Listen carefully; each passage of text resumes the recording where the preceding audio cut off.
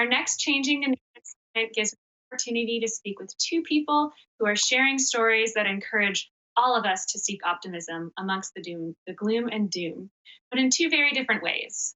My first guest represents the Department of Science Education, Howard Hughes Medical Institute, Sean Carroll. Sean, thank you so much for joining us. Now, not only are you an internationally recognized scientist, but you're also an award winning author, educator, film producer. And your book, The Serengeti Rules, is now the subject of a feature film recognized by the New York Times as spellbinding. I mean, wow. So, as a conservationist wearing so many hats, why do you see narrative as important?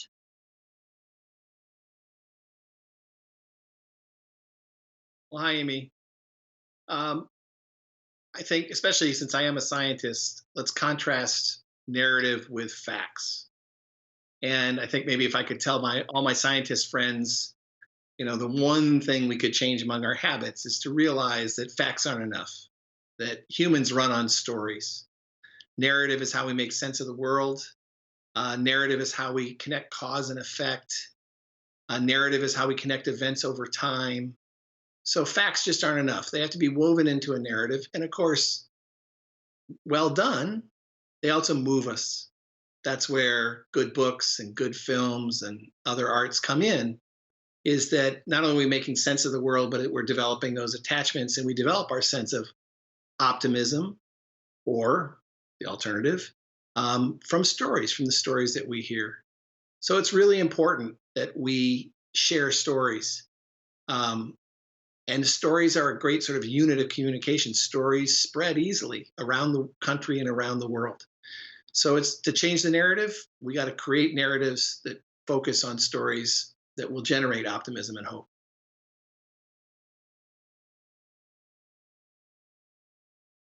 Well, speaking of hope, how do we change the narrative to hope and action from gloom and doom?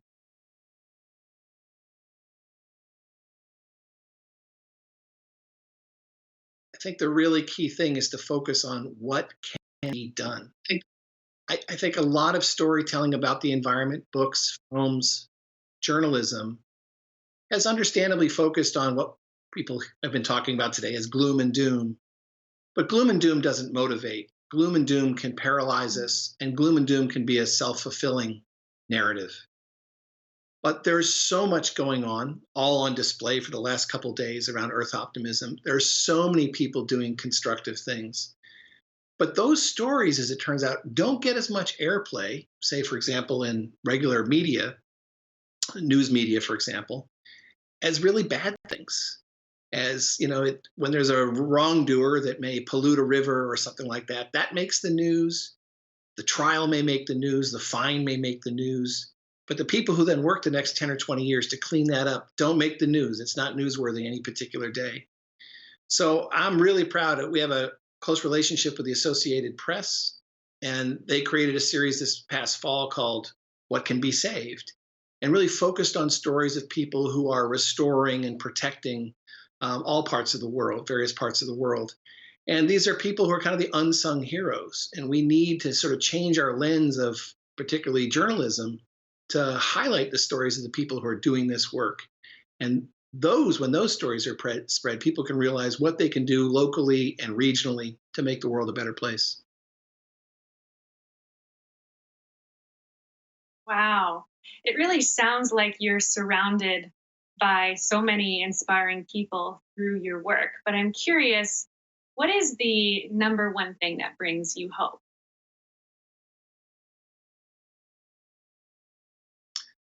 Well, I've sought out for the last several years a lot of stories, a lot of people doing various things across the world. And I think that maybe the one story I would share with this audience that you can look up, you can find it in film, you can find it, for example, in that recent Nat Geo magazine, is the story of Gorongosa, a national park in Mozambique that was devastated by a long, tragic civil war and kind of left for dead and thought to be a hopeless case.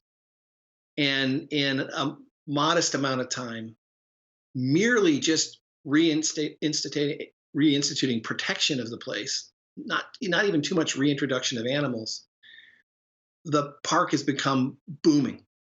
It's recovering at a remarkable pace. And I think people have to understand that nature is incredibly resilient, that change can happen in real time. We don't have to wait eons for things to happen, and that this can be done for far less money than people expect.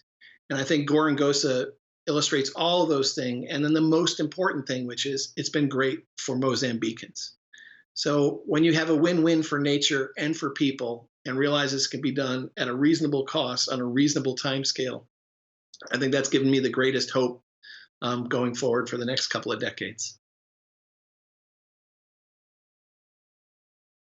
Great. Well, thank you so much, Sean. I think those are wonderful reasons to be hopeful. I love that you combine the benefits for nature and people. It has to work for all of us in order for it to be successful. So thank you so much for joining us today. I appreciate your time and all of your efforts towards conservation. Thank you.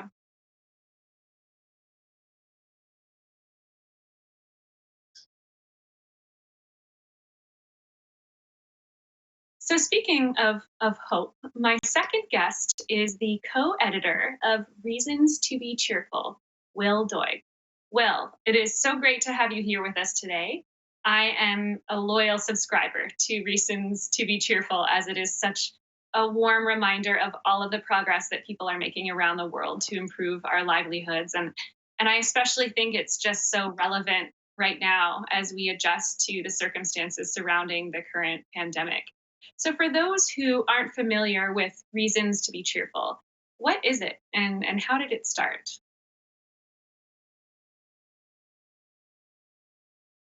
Sure. Thanks very much for having me, first of all. So, Reasons to Be Cheerful was started by the musician David Byrne.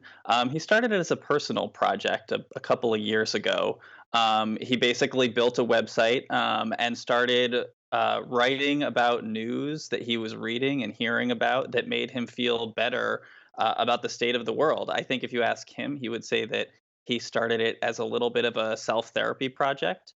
Um, and he got some good feedback. And so after a while, I think he decided that he wanted to turn it into something more of a formal online magazine. And so he hired a team. And we spent the better part of last year turning it into that. And we hired writers and we redesigned the website and turned it into what you see today. So last August we relaunched, and we've been running ever since. Our goal is basically to report on what we call and what is often called solutions journalism. Um, and hopefully, when people read it, they not only feel better, but get a better sense of the progress that's being made in the world today.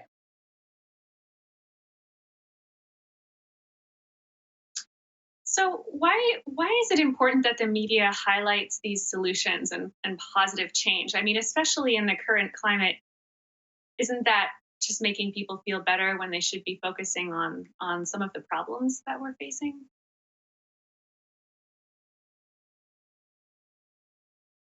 It's a good question. We do get a lot of, I think, potential readers who think that that's what they're going to find when they get to the website. You know, totally understandably, we have a name that would imply as much. But ultimately, what we're really hoping to do is not just make people feel better. What we want to do is give people a sense that things actually are getting better. I mean, one of the things that is in our mission statement is to, act as a counterbalance to offer what we believe is actually a more accurate perception of the world. So I think if you watch the news a lot, you would get the sense that everything is going terribly and there's no hope, and what could possibly be working in this world. But actually there's a lot working and there's a lot to be optimistic about. And so what we try to do is report on tangible progress being made on meaningful solutions to problems, and hopefully that not only makes people feel better, but also gives them a better sense of what is actually going on. Great. Could you give us some examples of the tangible progress that you're referring to? maybe some environmental stories that Reasons to Be Cheerful has reported on that make you feel optimistic and your subscribers? Sure. We've run stories about places all over the world that have been making progress on environmental issues. One that I'm particularly interested in is a story that we ran about China and how, a lot of the time, I think when people look at Chinese cities, especially the media, the Western media, you'll see just, pictures of smog cloaked cities and environmental destruction when in reality, China has been a real leader on renewable energy, and in fact has been such a leader and has been such a force that they have managed to drive down the price of renewable energy so drastically that countries that might never have been able to afford it now can. And as a result, solar power, lots of different forms of renewable energy have become much more affordable. And in fact, as we just reported this week, two-thirds of the people in the world now live in a country where renewable energy is cheaper than coal.